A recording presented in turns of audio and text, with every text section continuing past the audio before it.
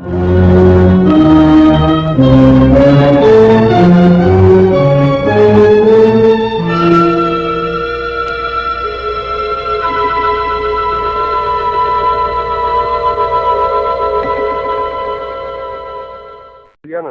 laikraštis dovidas-dovidukas.tk pristato laidą Dovydas Dovidukas ir jo klausimai į retorinius klausimus.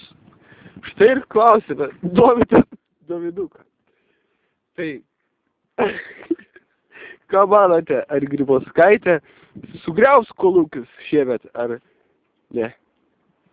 Geras klausimas. Kolūkius jau Kubilius sugriavė. Kubilius pražyręs bibys, blėt, o Grybauskaitė grybauja savo tam miškelyje už Panevėžio.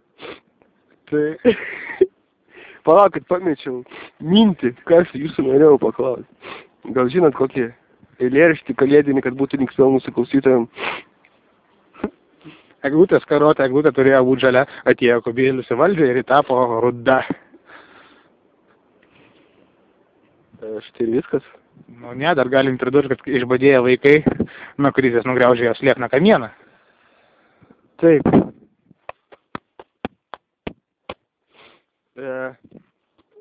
Lietuvos jaunimas šiais laikais daro labai skaudžių dalykų mūsų tautai. Ką jūs manote apie šiuolaikinį jaunimą ir jo? Nu, Kubiliaus politika tai tokia. Sugriauktų tiltus, kelius išardyk. Kiekvieną mažą pušelę prie Seimo rūmų maldauju palik. Kaip užlopyti tas prakeiktas Seimo skydas? A tu pamėgink Ozono skylę užlopyti. Ozono skylę? Yes. Ką jūs dar nuo manęs norit? Kiek turite užtruktukų? Kiek Kubilius kišeniai turi eurų? Čia vat klausimas buvo skirtas. Ne, čia buvo sakymas į retorinį klausimą. O, mislingai. Taip, dabar mislė. Kiek turi medžių lapų? O kiek Kubilius papų? 2. Iš kur žinai matei?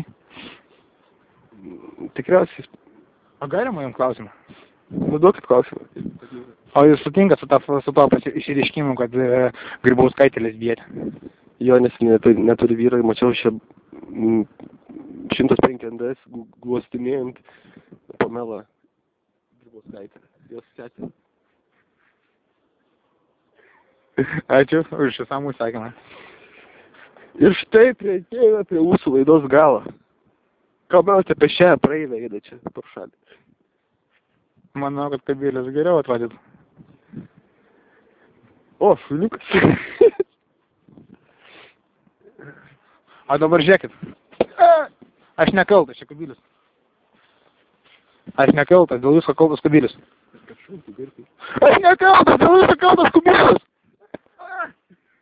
Aš nekaltas, dėl visko kaltas Kubilius. Skėtmen Kubilius. Skėtmen Kubilius. Kubilius. Skėtmen. Ateina Seimo valdovas Kubilius. Jis neleis mums miegoti. Suksim galvas, kaip litus iškloti. Arba pradėsim kaip šunys loti. Bėga Kubilius savo patale pilnam monetų. Sniege į vartą. Švelnus pakelis glosto veidą.